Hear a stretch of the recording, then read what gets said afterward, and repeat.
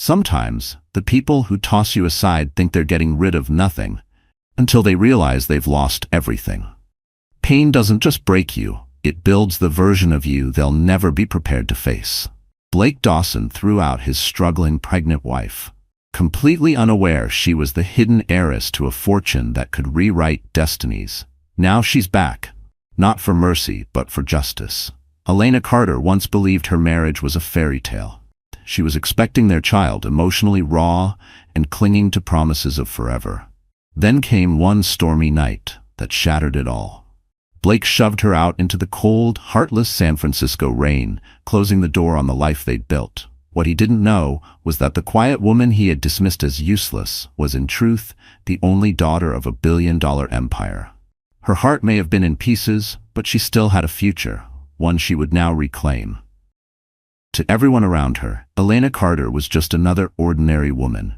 She lived in a small walk-up apartment in downtown San Francisco, worked part-time at an indie bookstore, and took community college night classes. Soft-spoken and humble, Elena was easy to overlook, including by her husband, Blake. He never suspected that she came from anything but modest beginnings. He certainly never imagined she was the sole heir to a family dynasty, one that operated silently behind the scenes of global commerce.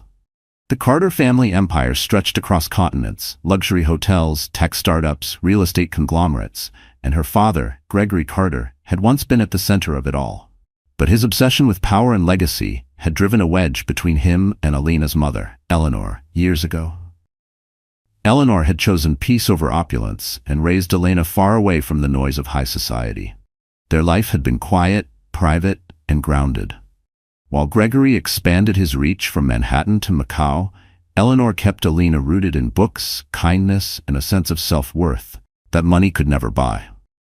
When Eleanor passed 3 years ago, Elena was devastated. The inheritance she received was staggering. But out of loyalty to her mother's values, she told no one, not even Blake.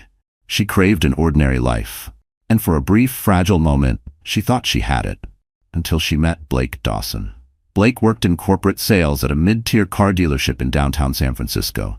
His charm was undeniable, tall, smooth-talking, with a smile that could disarm even the most cautious. He had that magnetic quality that pulled people in, speaking with the confidence of a man who didn't just sell cars, he sold illusions. When Elena Carter walked into the dealership to buy a used car, something she could have purchased in cash without a second thought, she kept her financial reality hidden, just like always. Blake was immediately drawn to her quiet beauty. To him, she was different. Unpretentious, mysterious, not spoiled by money or status. He was intrigued. They started dating, and within 6 months their whirlwind romance swept them into a quick courthouse wedding. For a fleeting moment, Elena felt like she had everything she ever wanted. She believed Blake loved her for who she truly was, not for what she might one day inherit. She laughed at his stories, admired his ambition, and felt safe in his embrace. She let herself fall more deeply than she ever had before, convinced she had finally found someone who saw her, not her last name. When Elena found out she was pregnant, Blake seemed overjoyed. He promised to step up, to be the kind of father who was present, who worked hard, who protected his family. His paycheck wasn't impressive, but he talked a big game about promotions, bonuses, corporate dreams, and a future filled with vacations, private schools, and a bigger home. Promises wrapped in charisma, but hollow beneath. Elena admired his drive. She never once considered revealing the truth about her wealth. She wanted their love to be built on something real. But the fantasy began to fray. At first it was subtle, sarcastic comments about her not contributing enough financially. Then came the pressure to pick up extra shifts at the bookstore, complaints about the rent, and passive-aggressive remarks about the cost of prenatal vitamins or the occasional cafe treat. Meanwhile, Blake was treating himself to custom suits, steakhouse dinners with colleagues, and weekend getaways labeled as networking events. The receipts told stories he never explained, and yet he nitpicked every dollar she spent.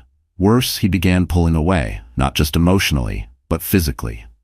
Coming home late, barely speaking, brushing off her questions with a cold smirk.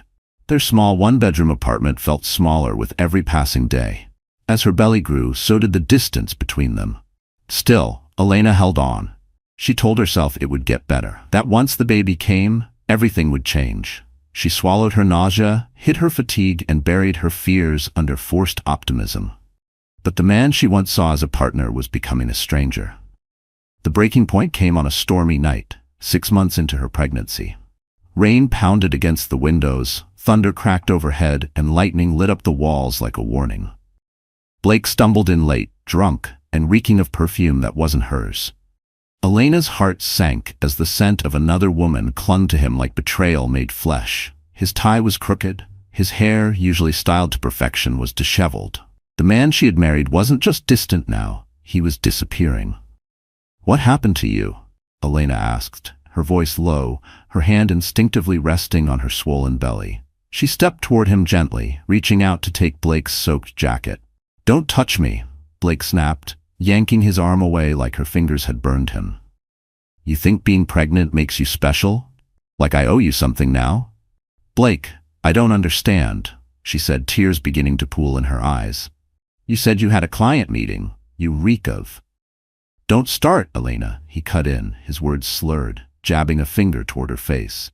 "I'm not in the mood for your whining. You know how humiliating it is being married to someone who can't even hold down a basic job? Do you know what that makes me look like to my team?" She took in a shaky breath. "Blake, we're supposed to be a team. I'm trying. We're gonna have a baby. I'm saving. I'm supporting you." "Saving what?" he barked, letting out a humorless laugh, swaying as he stepped closer. "We're broke, and now you're having a baby? Great. Just another mouth to feed." Elena had never seen him like this, so venomous, so brimming with contempt. His words sliced through her, each one sharper than the last. "Blake," she whispered, tears streaking her cheeks, "you told me you wanted this. You said you were excited." "Yeah, well, maybe I changed my mind," he scoffed. "What have you actually done for me, huh? I'm stuck in this shoebox apartment, paying all the bills, and you've never brought anything real to the table." "That's not fair," she said, summoning a strength she didn't know she had. "I never asked for more. I've paid my share. I've never needed—" But she didn't get to finish. Blake suddenly stormed across the room. He grabbed her suitcase from the corner, yanked the closet doors open, and began throwing her clothes inside. Elena stood frozen, horror and confusion swirling inside her like a whirlpool. "Blake, what are you doing?" she asked, her voice cracking. "I'm done," he said coldly. "Get out of my life. I can't stand to look at you anymore." "Please," she begged, her voice trembling. "I'm pregnant. We need to talk. We need to—" He zipped the suitcase shut with violent precision, slammed it on the hardwood floor, and pointed toward the door like she was nothing more than an unwanted guest. "Grab your things and leave. I've got enough crap in my life. I don't need some whiny hormonal woman making it worse." Elena's head spun. Her heart pounded like it was trying to escape her chest. She felt like she had just stepped into someone else's nightmare, but it was hers. And it was only the beginning. Elena made one last attempt to reason with him, but Blake wouldn't budge.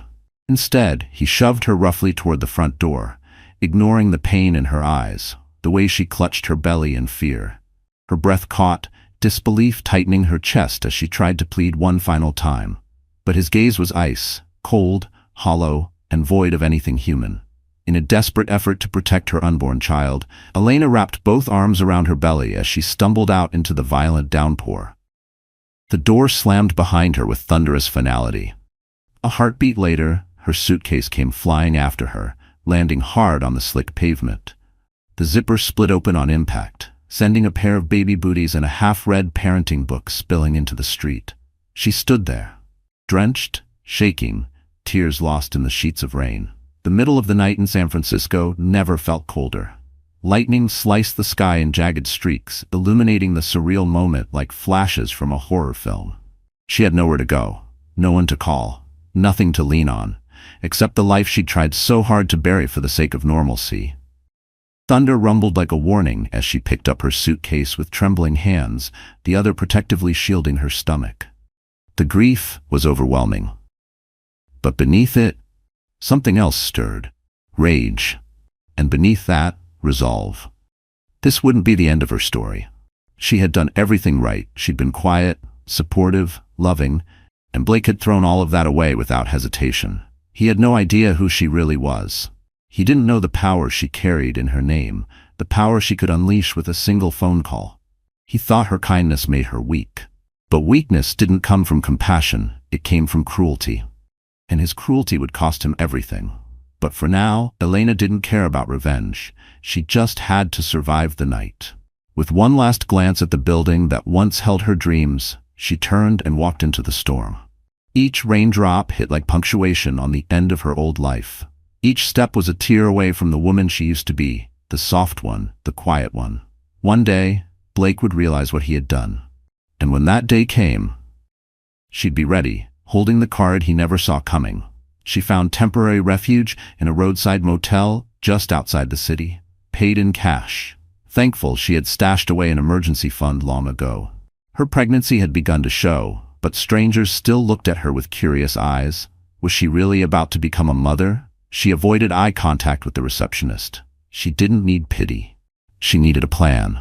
In the stillness of the motel room, her new reality settled like a weight on her chest. She was alone, pregnant, heartbroken, but not helpless, and definitely not broke.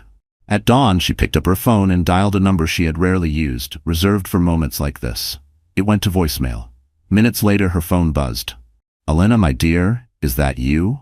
That familiar voice, warm yet worn, brought her to tears. Harold Easton, her mother's lifelong attorney, her family's most trusted confidant, one of the very few who knew who Elena Carter really was. "Mr. Easton," she whispered, her voice cracking, "I need your help." He didn't hesitate. An hour later, he was standing in the doorway of her motel room, dressed in a crisp navy suit, his silver hair catching the morning light like a quiet halo.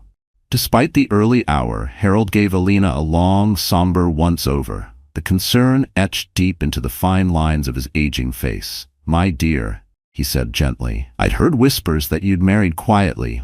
I hoped it brought you peace. But I can see now that it didn't." Elena shook her head, fresh tears threatening to spill over again. "He threw me out, Mr. Easton," she said, her voice trembling. "He doesn't even know who I really am. I never told him about my family, or the inheritance." Harold listened in silence, nodding slowly as her words sank in. He had known Elena since she was a child and had promised her mother, Eleanor, to keep the Carter legacy hidden until Elena herself was ready to bear its weight. "I'm so sorry," he said, his voice thick with empathy. "What do you want to do now?" Elena hesitated. Her body felt like stone, exhausted from the emotional wreckage, her eyes raw from hours of crying. But she had to think of her baby. She had to do something. "I need a place to stay," she said finally. "And I think I'm ready. Ready to step into the life my mother left behind. I'm done hiding." Harold gave a solemn nod, like he'd been waiting to hear those words for years. "It's your legacy," he said softly. "Your mother wanted you to have the freedom to choose your own way. She never wanted the money to define you, nor did she want you buried beneath its shadow. But now, you've seen what the world is like without it. And maybe it's time to stand in the light." Elena swallowed hard, those words settling into her like the roots of something long overdue. She had spent so much of her life rejecting wealth, rejecting power, anything that reminded her of her distant, domineering father. All she'd wanted was something real. But reality had pushed her to a crossroads. "Yes," she said, her voice no longer shaking. "I'm ready." By that afternoon, Harold had arranged for her to be moved discreetly into a penthouse in downtown San Francisco. The property had once belonged to Eleanor Carter, but had been untouched for years. It towered high above the city in a sleek high-rise, complete with panoramic windows, white marble floors, and sharp, modern design. It was beautiful, lavish, almost overwhelming. As Elena stepped into the vast living room, her breath caught in her throat.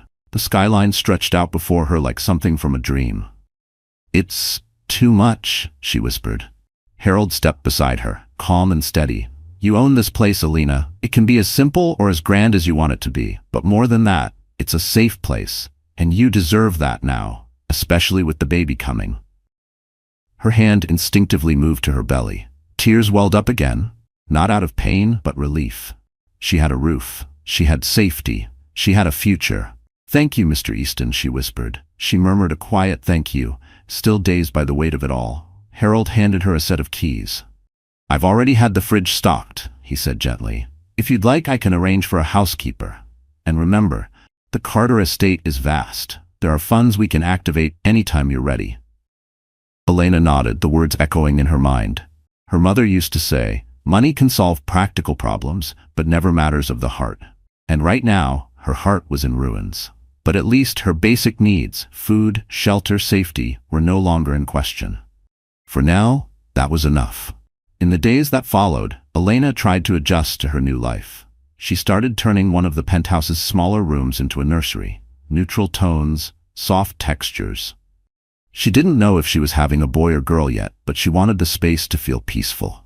Shopping for baby items at high-end boutiques in the Mission District felt surreal. She had access to anything she wanted, but that quiet humility her mother had instilled in her wouldn't let go. She wasn't used to spending freely, not on herself, not on symbols of privilege. One afternoon, while standing in a softly lit aisle lined with designer cribs and plush animal toys, she nearly broke down. The memory of Blake's betrayal pressed in like a weight on her chest. It felt too raw, too recent. Then, one morning, there was a knock at her door. Elena opened it to find a sharply dressed woman in a slate-gray blazer, a notepad in hand, and a photographer just behind her. "Elena Carter?" the woman asked, her voice smooth, professional. "Or should I say Miss Carter Lancaster? I'm Mallory Blake with the San Francisco Financial Tribune. Sorry to drop in unannounced, but we've been trying to get in touch regarding your father's latest acquisition." Her heart dropped. Mallory Blake, a reporter, and someone who clearly had connections to her father, Gregory Carter. "We've also heard rumors," the reporter continued with a too-pleasant smile, "that you may be stepping into a leadership role within the Carter family's business network. Any truth to that?" Elena's stomach twisted. "I'm not giving interviews," she said firmly, keeping her tone civil as she shut the door without another word. The barrage of questions continued through the closed door, muffled and irrelevant. She leaned her back against the wood, trying to breathe.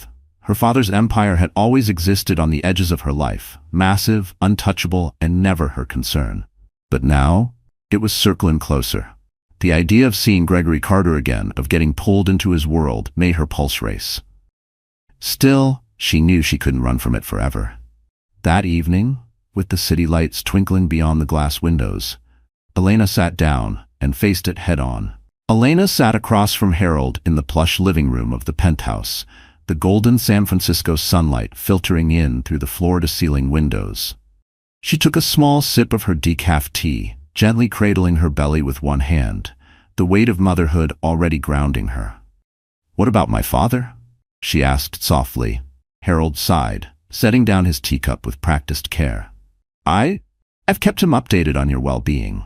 It was your mother's request before she passed. Gregory's known for some time now that you've taken residence here. Whether he decides to reach out, that's out of my hands."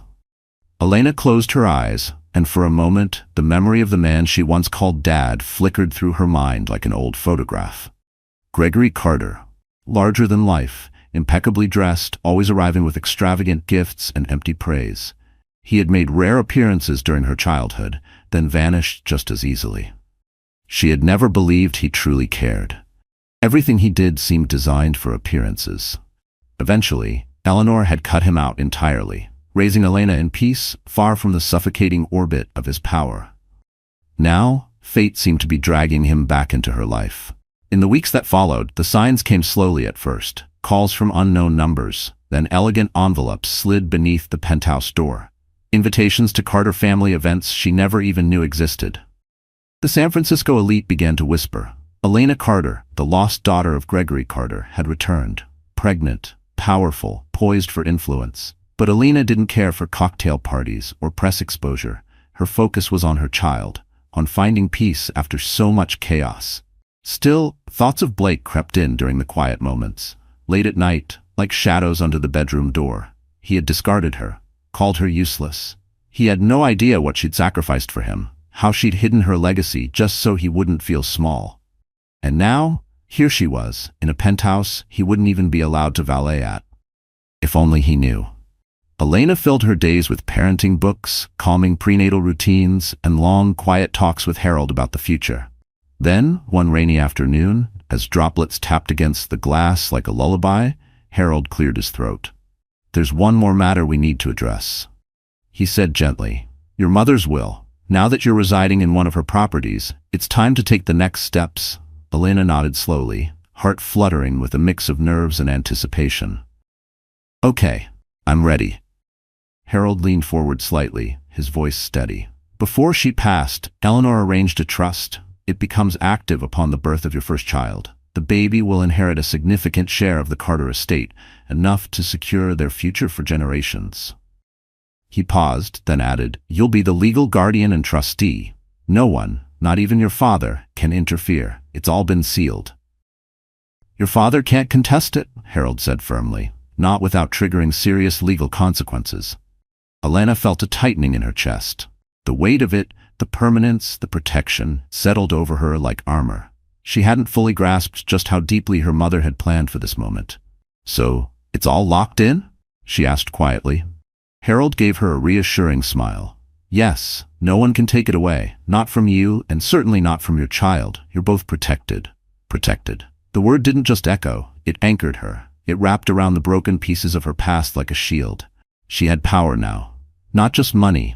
Power rooted in security, in foresight, in legacy. She was no longer the woman who once begged Blake not to walk out. That woman, the one left crying in the rain, was gone. In her place stood someone new. A mother. Steady, unshakable, ready to defend her child with every ounce of strength she'd buried for years. Blake Dawson would never make her feel small again. He thought she was helpless. He never looked deep enough to see what was waiting behind her silence. As the weeks turned into months, Elena grounded herself in her new life. She prepared for the baby's arrival with quiet purpose, transforming the penthouse into something warm, soft, and welcoming. Classical music floated through the air. Baby monitors beeped softly. Delivery boxes labeled organic cotton, non-toxic, and ultra-premium stacked up neatly in corners. Sometimes in the quiet moments she thought about Blake. Maybe he was still holed up in that cramped apartment, clinging to his ego, blaming her for the mess he created. Or maybe he'd moved on, latched onto someone flashier, wealthier, someone he could use without being found out. The irony burned. He had no idea that the woman he discarded was worth more than he'd ever dreamed of. And even less of a clue that the child he turned his back on would inherit a fortune that could reshape legacies. Elena tried not to think about revenge. Her baby came first now. But still, late at night, when the city slept and silence filled the spaces between her thoughts, she sometimes pictured it. Blake showing up one day, full of regret, begging her to take him back. And she, standing tall. Not broken, not bitter, just done. Maybe I won't be so quick to forgive, she would think. As her 7th month arrived, so did the discomfort. Backaches, sleepless nights, swollen feet. But something else had come to, purpose. She began exploring ways to use her wealth meaningfully, recalling her mother's quiet belief that privilege should serve others. One idea stuck with her, creating a library and resource center for young mothers. A space where women like her, women left behind, could find support, care, and strength. It felt right, like she was finishing something Eleanor had started. Harold supported her, though he offered a gentle reminder. You have time, Elena. Focus on your health first. Let the rest fall into place. Then, one crisp San Francisco morning, the intercom buzzed. Elena stirred from a restless sleep, heart skipping. Someone was downstairs, unannounced. Was it Blake? Or, worse, her father? She padded over to the monitor, every nerve on edge. Elena pressed the intercom button, her voice cautious. Yes, it's Natalie Green, Miss Carter, the doorman responded politely. She says she's an old friend. Elena's face immediately softened. Natalie Green, of course. One of the rare people who knew parts of Elena's tangled past. They'd spent summers during high school volunteering at a neighborhood literacy program. Natalie also knew the truth about Elena's identity, but had never once betrayed her confidence. Send her up, please. Moments later, Natalie stepped through the penthouse doors, her eyes widening as she took in the luxurious sunlit space. Whoa, Elena, she said with a low whistle, scanning the high ceilings and modern decor. You weren't exaggerating about the whole Carter family empire thing. Elena chuckled, waddling over to embrace her friend. Trust me, if it weren't for, well, everything, I'd still be holed up in that shoebox apartment. She guided Natalie into the living room. The two sank into a plush ivory sofa as Natalie placed a small bakery bag on the coffee table. Brought pastries. Figured you might be in the mood for something sweet. Elena poured tea into matching porcelain cups. Better, she admitted, patting her baby bump gently. I feel settled, but yeah, still not over Blake. Natalie's smile faded, her eyes narrowing with remembered anger. She had been furious when she first heard what Blake had done. Have you heard from him at all? She asked quietly. Not a single word, Elena replied, keeping her voice even, though the sting of that silence hadn't dulled. Some part of her still wished he'd call, that he'd say he regretted everything, that he'd apologize. Another part of her dreaded what it might do to her healing. Natalie reached out and gently squeezed her arm. You deserve so much more. And for what it's worth, I'm here, okay? For anything. The baby, errands, middle of the night venting, you name it. Elena smiled through misty eyes, the warmth of friendship pulling her back from the edge. Thank you, actually, there is something. She drew in a steadying breath. I've been thinking about starting a foundation, a resource center for young moms, a space for support, prenatal care, counseling, job training, a place where they won't feel alone. Natalie's eyes lit up with instant enthusiasm. That's incredible. I'm in. Let's build something amazing. After Natalie left, Elena felt a spark of purpose. For the first time in weeks, she wasn't just surviving, she was moving forward. She already had a prenatal appointment lined up next week, and she planned to use the outing to begin scouting locations for the center. But the very next morning, her new sense of peace was shattered. There was a knock at her penthouse door, and when she opened it, the face staring back at her was one she hadn't seen in years. Gregory Carter, her father. Elena froze in place, her heart pounding like a drum in her chest. He stood tall in the doorway, posture straight as ever, his silver-streaked hair immaculately groomed. Everything about him exuded the sharp control of a man who'd spent a lifetime commanding boardrooms. The crisp lines of his tailored navy suit, the glint of a gold watch beneath his cuff. Gregory Carter was every inch the empire builder she remembered. Hello, Elena, he said, voice calm and measured. May I come in? She hesitated, but then stepped aside. Of course. Gregory entered the penthouse, his eyes scanning the space with quiet, calculated observation. I see you've made yourself comfortable, he noted. I have, Elena replied, folding her arms. Mr. Easton helped me get settled. Harold's a good man, Gregory said as he moved toward the expansive window. For a brief second his gaze flicked to her belly, and something softened, just barely, across his otherwise impenetrable features. You're carrying my grandchild. Her hand instinctively went to her stomach. A strange mix of protectiveness and unease flared up within her. Yes, she said quietly. I am. Gregory's shoulders dipped ever so slightly as he took a long, deep breath. I know I was never the father you needed, he said, slower now. Your mother and I, we had our differences. But I want to be here now. Whatever you need, I'm willing to help. Elena met his gaze, emotion rising in her throat. And what exactly do you think I need from you, father? He cleared his throat. Financial assistance for one, media protection, legal connections. I know you probably resent me, but I don't want you going through this alone. Her first instinct was to reject it all. She didn't need him. Not his money, not his name, not after all these years. But Harold's voice echoed in her mind, reminding her of her mother's hope, that maybe someday they might reconnect. And she couldn't ignore the reality. Being aligned with the Carter name again could shield her child, especially if Blake ever resurfaced and tried to stake a claim he didn't deserve. I appreciate the offer, she said at last. But let's make something clear. I'm not your project. I'm not your second chance at legacy. If you want to be a part of this baby's life, it's on my terms, mine and the child's. Gregory nodded. I understand. And for a moment, a flicker of something real crossed his face. Relief. Maybe even gratitude.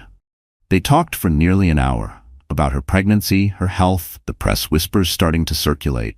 Gregory offered to put her in touch with top OBGYNs to tighten her private security.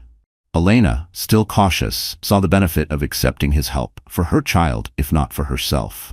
In the weeks that followed, Gregory returned a few more times. Once, he took her to a boutique maternity store in the Marina district, quietly paying for a haul of newborn essentials despite her half-hearted protests. It felt surreal, walking beside the man she'd avoided for most of her adult life, now discussing bassinet sizes and sleep sacks. Part of her softened, just a little, when she saw the pride in his eyes, the way he looked at her, not as an obligation, but as a daughter. Still, she didn't let herself forget. This was the same man who had missed every birthday, every school play, every moment that mattered. Birthdays came and went without a call. But still, Elena allowed for the faint possibility that people could change, or at the very least, try. Meanwhile, Blake remained conspicuously silent. Through mutual acquaintances, Elena heard whispers that he was dating someone new, that he'd been bragging about how he'd finally ditched his dead weight. The words cut deep, but they also hardened her resolve. Blake Dawson belonged to the past, and if he ever dared to creep back into her life, he would meet a very different woman. One who didn't need him. One who never had. In the eye of that emotional storm, Elena took a powerful step forward. She agreed to get involved, at least on a trial basis, with Carter International Holdings. Gregory arranged a quiet, off-the-record meeting with a handful of trusted board members. Elena wanted to understand the infrastructure of what her child would one day inherit. She wanted to see how the company truly worked, and more importantly, what it could do beyond profit margins. The atmosphere in the boardroom was tense. Several of the older members gave her long, doubtful looks. One or two whispered remarks about her visible pregnancy. But Gregory silenced the room when he stood and introduced her unequivocally as his daughter, his heir in name and intent. Elena didn't try to dazzle. She asked real questions about sustainability, about ethical sourcing, about how much of their philanthropic wing was actually making a difference. She didn't need to prove herself, but she did. By the end of the session, she had caught the attention of one of the company's most respected veterans, James Caldwell. "You speak with the same integrity your mother did," he told her quietly as they walked out. Eleanor was the soul of this company's conscience. He gave her a nod. "It's good to have you here, Elena." Her throat tightened. "Thank you," she said softly. "I just hope I can carry forward what she started." And as she left that room, something shifted. She wasn't just a woman picking up the pieces of a broken heart. She was a mother, a leader, someone with vision and voice. Her child would be born into a legacy of strength, not just wealth. And Elena would ensure that Carter International wasn't just successful, it would become a force for good. She began outlining goals: funding scholarships, building affordable housing, expanding maternal health care programs, the kinds of causes her mother would have championed. Still, in the quiet hours, when the penthouse dimmed and silence crept in, Blake's betrayal lingered like a bruise on her spirit. She remembered how he laughed at her, how he pushed her into the cold. She was stronger now, every day stronger, but some scars don't fade. She tried to focus on the now, on the good. She had shelter, family, a future for her child that gleamed with possibility. She had more blessings than she could count. Yet a question lingered in Elena's mind like a distant thunderclap. Would Blake ever come looking for her? And if he did, would he come seeking her forgiveness or her fortune? That thought haunted her dreams. Night after night, she relived the moment he threw her into the storm. The cold hadn't just sunk into her bones, it had pierced her soul. But if he ever came back, he wouldn't find the same woman standing at that door. The one who had begged, who had hoped. That woman was gone.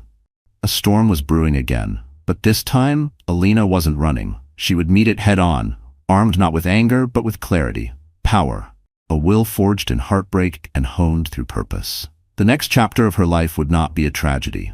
It would be a story of resilience, redemption, and maybe, when the time was right, revenge. Weeks passed, then months. A new kind of peace settled over her life. But it wasn't the soft, sleepy kind. It was the stillness before a storm she had chosen. One she welcomed, and then it happened. Elena went into labor on a snowy San Francisco evening. Frost glazed the windows of the penthouse like delicate lace. She had just finished reviewing the final plans for the Mother's Resource Center she was building, when a sudden, sharp pain struck low in her abdomen. A contraction. The first signal that everything was about to change. Not just her life, but the future she was carrying into the world. Gregory Carter had insisted on arranging everything: a private car, a full security detail. Natalie Green, now Alina's steadfast companion and self-declared doula, rushed to her side the moment she got the call. Harold Easton was also there, orchestrating every logistical detail, every document, every clearance. Every form now bore the name Alina Carter, and with it came protection, legacy, and something she'd fought to reclaim: dignity. For a fleeting moment, a pang of sadness surfaced. No partner's hand to hold, no comforting smile to steady her. But she pushed the thought away. She had already grieved that absence. Blake's absence wouldn't define this moment. The vehicle that carried her to the hospital wasn't an ambulance. It was a black, high-end SUV, medically outfitted and gliding through the quiet, snow-dusted streets toward the city's premier maternity hospital. Alina focused on her breath, her fear mixed with adrenaline, her eyes blurred, not from pain, but from the gravity of it all. She had never felt more vulnerable or more powerful. She was about to bring new life into the world. The labor was long, exhausting, 12 grueling hours. Her father paced the corridors like a restless lion, refusing to leave, even when gently urged by hospital staff. It was the first time Alina saw him shaken, not by market crashes or hostile takeovers, but by something real. Human. Natalie stayed by her side through every contraction, wiping sweat from her brow, whispering fiercely, "You're almost there. You're stronger than you think."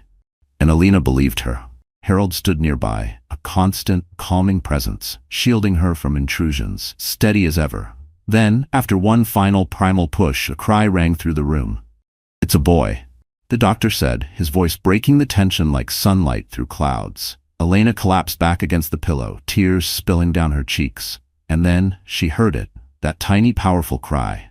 They placed him in her arms, warm, fragile, infinite.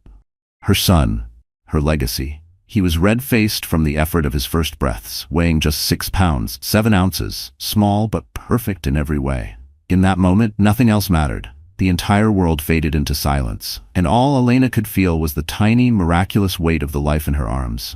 The love that washed over her was unlike anything she had ever known. She pressed a trembling kiss to his forehead, her tears of joy soaking into his soft, downy cheek. Outside, the sun had begun to rise over San Francisco, casting golden streaks across the skyline like a promise. A new day, a new beginning. The next few hours passed in a blur. Nurses, doctors, forms, and IVs. Gregory eventually stepped into the room, slower than usual, more cautious. His famously sharp expression was dulled by something Alina rarely saw in him: gentleness. "He's beautiful," he murmured, reaching out with a slightly unsteady hand to touch the baby's tiny head. Alina gave him a weary smile, her face damp with sweat and tears. "He needs a name," she said hoarsely. She had thought about it, her mother's name. Something symbolic, something that meant new beginnings. Natalie had suggested it earlier, teasing softly, "What about James? After James Caldwell? Your mom always adored him." Alina considered it, then shook her head. "James is beautiful, but it doesn't feel quite right." Harold, quiet in the corner, finally spoke. "Your mother always loved the name Theodore," he offered. "She used to say it meant gift of God." The name stopped Alina. The room fell into a hush as something clicked deep within her. "Theodore," she whispered, then smiled. "Teddy," she looked down at her son, his little face already calmer, nestled close to her chest. "Yes, Theodore Sullivan Carter." Gregory nodded slowly, satisfied with the name, though Alina could see the flicker of surprise at the middle name, Sullivan. She met his eyes, knowing the question he didn't ask. "Sullivan was part of me when Teddy was conceived," she said quietly. "I want him to know where he came from. All of it. Not just the legacy, but the truth." It was a bittersweet choice. But Alina knew it was the right one. She wouldn't erase her past. As painful as it had been, it had led her here. Teddy was born of heartbreak, but he was also her hope, her future. The next week passed quietly, cocooned in a private maternity suite, bonding, healing, loving. News of Gregory Carter's new grandson spread like wildfire, but his private security kept the press at bay. Alina declined every interview. She wasn't a story. Teddy wasn't a headline. Not now, not ever. Finally, the day came to bring him home. She swaddled him in a soft, cream-colored blanket and carried him through the penthouse doors, now transformed into a space humming with life. Nursing stations, bassinets, smart monitors, every modern convenience Gregory could think to provide. A rotation of nurses had been arranged. A night nanny, pre-vetted and on call. Elena was grateful and overwhelmed. She appreciated the help, but sometimes she missed the simplicity of her old life. Before the wealth, before the legacy, before every decision felt filtered through the lens of power and expectation. Late one night, with Teddy sleeping peacefully in his bassinet and the lights of San Francisco twinkling beyond the glass, the intercom buzzed. Elena frowned, glancing at the clock. 11 p.m. Who could possibly be visiting now? She pressed the button. Yes. Miss Carter, came the voice from the front desk.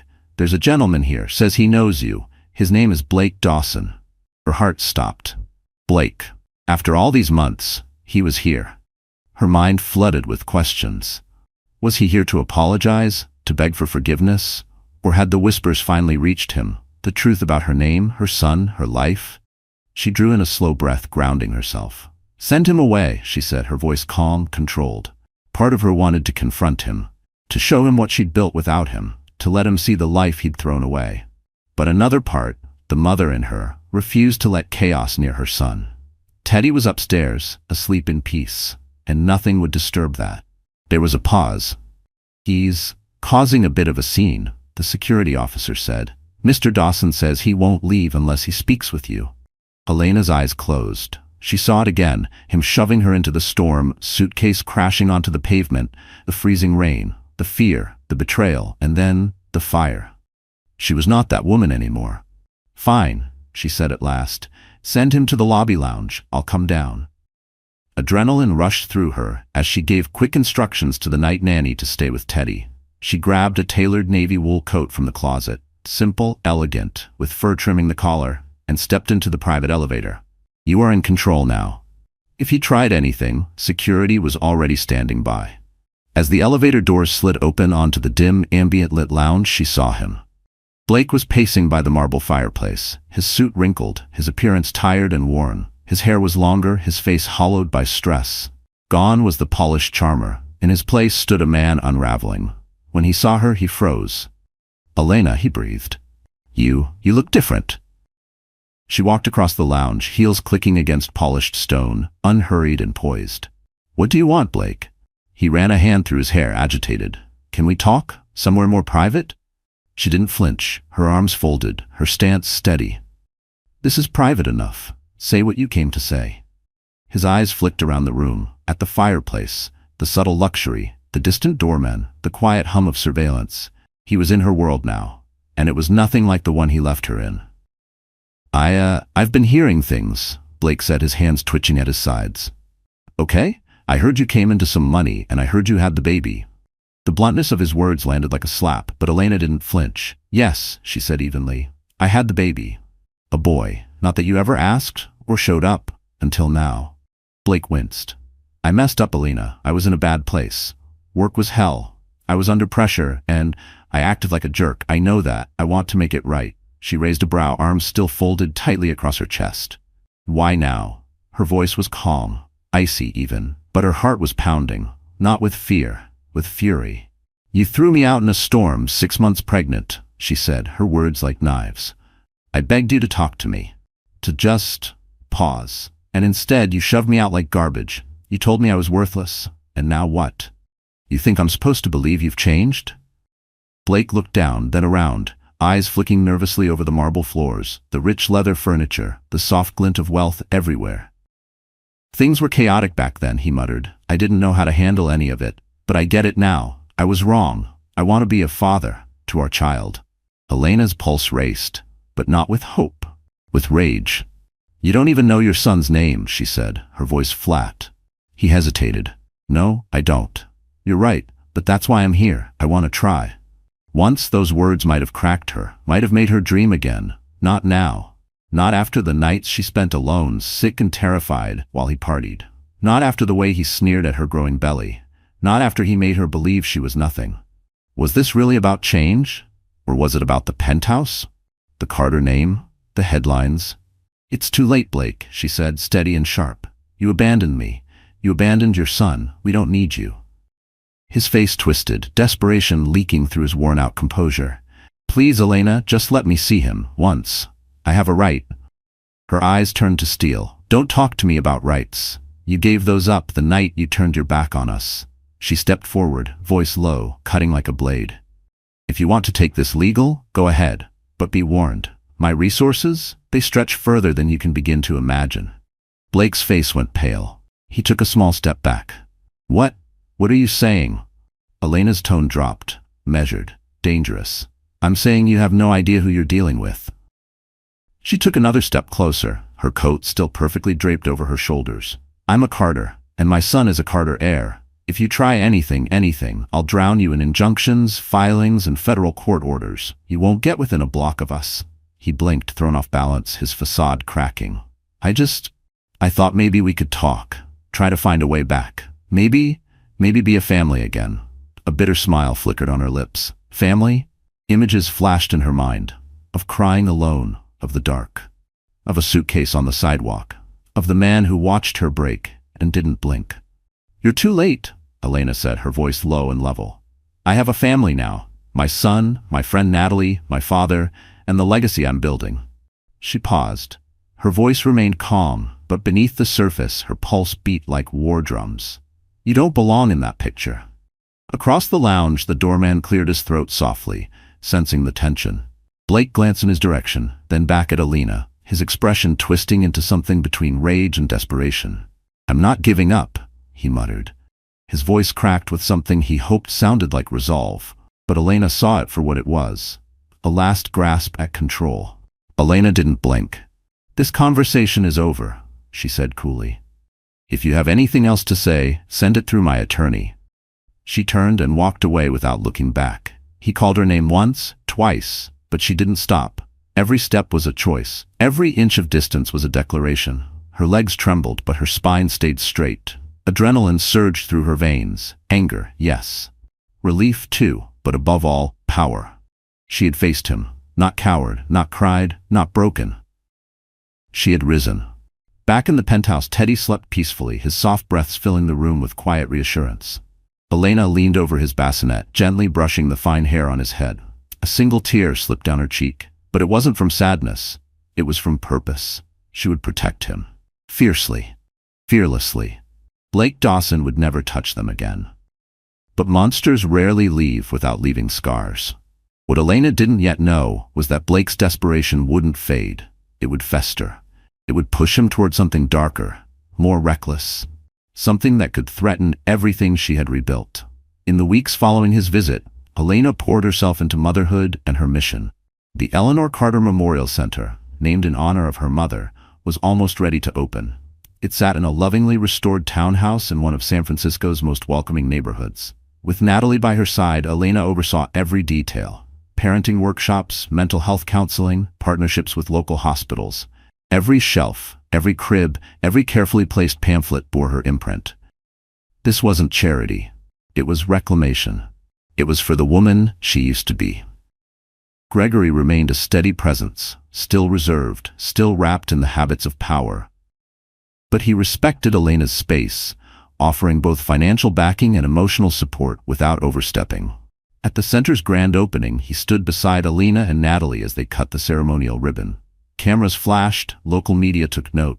Gregory even gave a brief speech, praising Elena's vision, her drive. He said he was proud of her. The word caught her off guard. For just a second, something passed between them. Real. Unearned maybe, but honest. A flicker of the father-daughter bond she had always yearned for. It wasn't perfect, but maybe it didn't need to be. Yet even in the glow of triumph, Elena felt it, the whisper of unease. Blake. Since she denied him access to Teddy, she had noticed things. A figure lingering by the building's entrance, gone when she looked twice. Unknown numbers calling her cell, no voice when she answered. And a tightening in her gut, a warning she had learned never to ignore, told her this wasn't over. Not by a long shot. And deep down, she knew. It was Blake. Elena knew it now, without a doubt. He was watching. Waiting. Circling like a predator, convinced that the woman he abandoned would still be the one he could break. But he was wrong. Inside the grand ballroom of the Fairmont, Elena moved with grace among a sea of CEOs, philanthropists, and public figures. Elegant conversations flowed around her, questions about the center, her mission, what came next. She answered each with measured poise, radiant beneath the shimmer of crystal chandeliers. A live orchestra played a soft waltz. Waitstaff glided by with champagne flutes balanced on silver trays. It was the kind of world she once avoided. Now she didn't just belong here, she owned it. Tonight wasn't just another gala, it was her debut. Her arrival, and then it happened. About an hour in, Elena noticed a disturbance near the entrance. A ripple of attention, a tightening of the air. She turned and saw him, Blake, pushing through the crowd, eyes wide with panic, desperation radiating from every frantic movement. Somehow he'd slipped past the event staff. Security began to close in, but Elena lifted her hand. She wanted this moment. Here, now. Their eyes met across the marble floor. She didn't move, didn't flinch. She stood tall, poised in a navy gown that caught the light like armor. Her power was quiet but undeniable. Blake looked like a man unraveling, his suit disheveled, his expression wild. Sweat clung to him like shame. Guests began to whisper. Cameras blinked. Phones rose discreetly into the air. So this is what it's about? Blake said bitterly, stopping just feet from her. Your grand revenge? Humiliate me in front of half of San Francisco? Elena's lips curved into a serene, cutting smile. No, Blake, she said, her voice clear and strong. I'm just living my life. You're the one who came crashing in. He laughed, cold, humorless. Living your life, surrounded by money and influence? All the things you hid from me? You never earned the right to know, she said, calm and piercing. I kept my wealth a secret because I wanted something real. A marriage built on love, not leverage. But clearly, that wasn't enough. Her voice didn't waver, but her eyes burned with the memory of rain and betrayal. Blake's cheeks flushed as cameras flashed again, capturing every word. You're unbelievable, he hissed. And then Elena turned to the crowd. This man, she said, projecting her voice across the ballroom, threw me into the street while I was 6 months pregnant, called me worthless, and now, because he sees what I've built, what I've become, he wants a place in it. The room fell silent. A hush rippled, like wind across water. Gregory stood near the edge of the crowd, his expression unreadable. Natalie stood frozen beside him, phone in hand, recording everything. Her fingers trembled, not from fear, but from the power of the moment. Blake looked around, finally seeing it. This wasn't the woman he had thrown away. This was the empire he had underestimated. You're twisting it, he said weakly. I was under pressure. Things were falling apart. Elena stepped forward, her gaze steady and unblinking. You made your choice, she said. Now I've made mine. I'm protecting my son from the man who discarded him before he ever took his first breath. Her voice cracked, not from fragility, but from truth. Then she turned, snapped her fingers once. Security didn't hesitate. Blake had no place in this world anymore. And the message was crystal clear. Security stepped in without hesitation, escorting Blake away as his voice echoed across the polished marble of the ballroom floor. This isn't over, he barked. But no one listened. What once might have sounded like control now rang out like the final gasp of a man watching his last illusion crumble. His retreat was caught from every angle, media cameras tracking his every step, his humiliation sealed in digital permanence. Elena stood still, heart pounding beneath her gown, but her expression never wavered. Not a flicker of emotion betrayed her. She held the room, and she held herself. The world had just seen what she had become. Not a victim, but a force. By the time the gala drew to a close, social media had ignited with clips of the confrontation. The headlines came fast. Lancaster heiress confronts estranged husband in ballroom standoff. Public opinion leaned hard in Elena's favor. Comments poured in. Praise, admiration, support. Backers of the Eleanor Carter Memorial Center tripled overnight. Even previous skeptics praised her poise and her courage in publicly calling out the man who had once reduced her to tears. They called her a symbol of strength, of resilience, of rebirth. And yet, as the crowd faded and the spotlight dimmed, something hollow remained in Elena's chest. Yes, the confrontation had brought a fierce satisfaction, but it didn't undo the nights she'd cried alone. It didn't unwrite the rain, the humiliation, the betrayal. Later that night, back in the quiet sanctuary of her penthouse, she fed Teddy his bedtime bottle and rocked him to sleep. As his eyes fluttered closed, tears slid silently down her cheeks. She leaned in, pressing her lips to his forehead.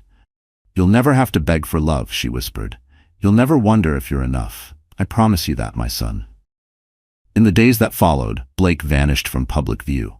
Rumors swirled he had lost his job. Fired after the gala debacle made him too toxic for the company to handle.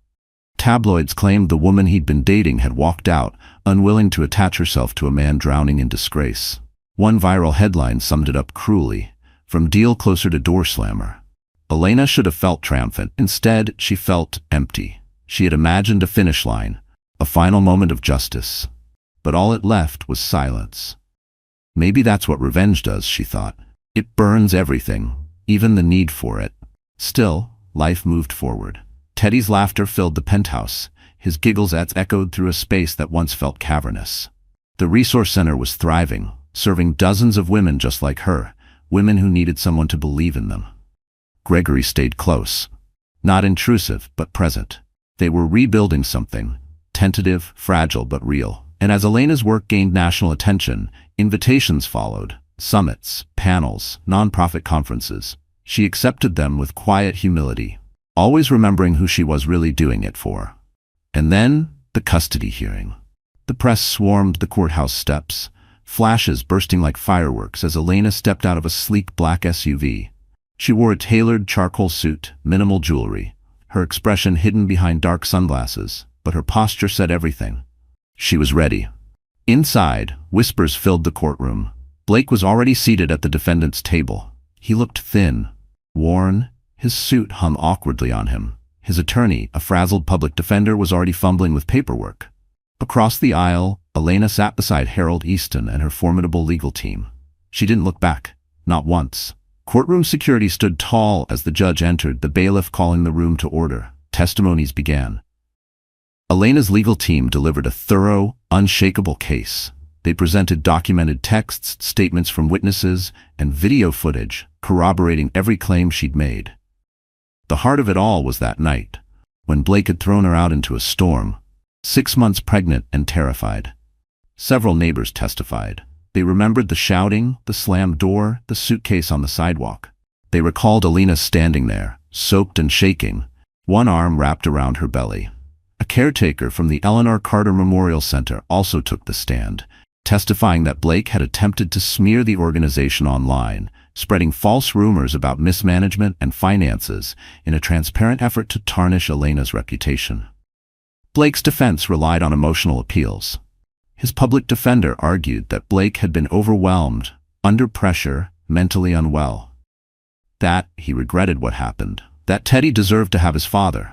That Elena was using her wealth and power to erase him from their son's life. He tried to portray her as vindictive, as calculated. But the facts painted a clearer picture. The judge listened with patience, his face unreadable as he weighed every detail. When the verdict came, it was firm. Due to Blake's unstable behavior, lack of consistent employment, and the tender age of the child, the court denied any request for unsupervised visitation. Instead, Blake was granted the possibility of supervised visitation, contingent on several conditions: proof of rehabilitation, ongoing therapy, employment, and consistent financial support for Teddy. Elena stepped out of the courthouse into a wall of flashing lights and murmuring reporters. She held Teddy close, head high, eyes forward. She had won. Not just the ruling, but something far deeper. Blake would never again get near her or her son without earning it, legally, emotionally, and consistently. And she doubted he had the discipline to try. Back at the penthouse, Gregory met her at the door with something rare, a genuine embrace. "Well done, Elena," he said simply. And in that moment, just for a breath, she let herself rest in the hug. She had come so far, from the trembling young woman cast out into the rain, to the mother who had just secured her child's future in front of a judge. Later that evening, after Teddy had been tucked in for a nap, Elena stood at the penthouse window. San Francisco sparkled beneath the stars. Her reflection shimmered in the glass. Older, wiser, harder maybe, but whole. She thought of the girl she used to be. How far she'd traveled, from heartbreak to purpose, from hiding to leading. She was shaping something bigger now, a growing foundation. Real policy change at Carter International, a life that mattered, not just for her, but for others. That night, Natalie stopped by with Thai takeout and chilled sparkling cider. They curled up on the couch, trading laughs and stories. To Elena Carter, Natalie said, raising her glass, the fiercest mother in the Bay Area. Alina smiled, heart full. "I'll take that title," she said. "Gladly." And in the weeks that followed, Blake never scheduled a single supervised visit. Eventually, word reached Elena that he had left San Francisco, moved to another city, maybe trying to start over. Maybe he had finally accepted defeat, or maybe he was cooking up something new. But if he was, she didn't lose sleep over it, because for the first time in a long time, Elena had peace. Her life was no longer haunted by chaos or apology. Her days were now filled with purpose, with laughter, and with the people who mattered most. Teddy, Gregory, Natalie, and the small circle of friends she trusted with her heart. The damage Blake had once done had been replaced with meaning, with stability, with the kind of quiet joy she never believed she'd find again. Her relationship with Gregory continued to evolve. The pain between them hadn't vanished, but it no longer owned them. They bonded over Teddy's firsts, his clumsy crawl, his babbling da-da-da, the way his tiny fingers wrapped around theirs with instinctual trust. Gregory even visited the Eleanor Carter Memorial Center regularly, donating supplies and mentoring young fathers who genuinely wanted to do better. Sometimes, Elena would see it, that flicker in his eyes when Teddy called him Pa. They never spoke about it. They didn't need to. She saw it, the healing, the growth. At Lancaster Global Holdings, board meetings were no longer cold battlegrounds. Elena's ideas, focused on ethical partnerships and community investment, began to gain traction. James Caldwell remained her steady ally, guiding and supporting her as they pushed the company to shift its old profit-driven legacy into one of social responsibility. The impact was tangible. Healthcare programs expanded, housing initiatives launched, funding was channeled into underserved neighborhoods across the Bay. But through it all, Elena stayed grounded. She never forgot what it had felt like to be powerless, to be soaked in rain and shame, begging for dignity. She never forgot the fear, the loneliness, and she made herself a promise. Never forget where you started. She gave quietly, wisely. No press tours, no photo ops, just real impact. One crisp fall morning, Elena walked hand in hand with Teddy to the playground behind the Eleanor Carter Memorial Center. The air smelled of leaves and sunshine. Children laughed, mothers chatted, coffee in hand, babies in slings. It wasn't just a center anymore. It was a community, a haven, rooted in kindness, in second chances, in strength. Elena's eyes caught on a young woman off to the side, nervous, alone, pushing a stroller like she wasn't sure she belonged. Without hesitation, Elena walked over. She smiled, introduced herself, and gently led her toward a circle of women who welcomed her with warmth. A small gesture, but it would ripple for years. Moments like that reminded Elena exactly why she had fought, why she had endured, why she had never given up. Teddy squealed in delight, chasing falling leaves as they tumbled in golden spirals around him. Elena's throat tightened, tears prickling at the corners of her eyes. She thought of Blake, for just a moment, wondered if, wherever he was, he ever lay awake at night, realizing what he had thrown away.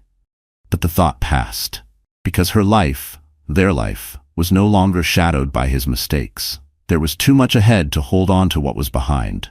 A future waited for her, one bright with purpose, grounded in truth, radiant with healing. A life not built on wealth but on love. Love she gave without fear. Love she received without question. Love that had saved her. And love that, now, would carry her forward. Elena looked down at Teddy and whispered, "We made it, baby boy. We really did." In that still, golden moment, autumn leaves rustling around them, children's laughter echoing from the playground, she felt it deep in her bones, the shift. Her story had changed. From heartbreak to healing. From a rain-drenched sidewalk to sunlit grass beneath her son's tiny feet. Elena Carter, once a cast-off, terrified pregnant woman, had become the architect of her own future. And no one, not even the man who tried to destroy her, could ever take that away. Not after everything she'd endured. Not after everything she had rebuilt, with raw hands, a bruised heart, and an unbreakable will. Elena's journey reminds us that even in the darkest hours, resilience and love can pull us toward the light. She started as a wife who believed in forever and was blindsided by betrayal. But through perseverance and the unexpected inheritance of a legacy larger than she'd ever imagined, she discovered her own power. She reshaped her future, not for praise, not for revenge, but for the little boy whose life began where hers nearly ended. The woman she became, The mother, the leader, the voice for others, was a beacon. A living reminder that strength doesn't always roar. Sometimes, it whispers in the quiet, keep going. Because sometimes the strongest stories don't start in success. They start in being shattered and rising anyway. Dear friend, life has a way of testing us. Quietly, cruelly, and often when we least expect it. You may find yourself standing in the rain, holding something fragile yet sacred, and like Elena, wondering how much more you can take. But as the Stoics teach us, we cannot control what happens to us, only how we respond. Elena's strength wasn't born from ease. It was born from heartbreak, shaped in solitude, and lit by the decision not to give up. Let her story be a reminder. Rock bottom isn't the end. It's the place where your foundation is poured. You are stronger than you think, and one day, you'll look back, just like Elena, and whisper to yourself, I made it. If this story moved you, inspired you, or reminded you of your own power, please like, share, and subscribe to the channel. Your support helps these stories reach the ones who need them most. Someone out there is waiting to hear this.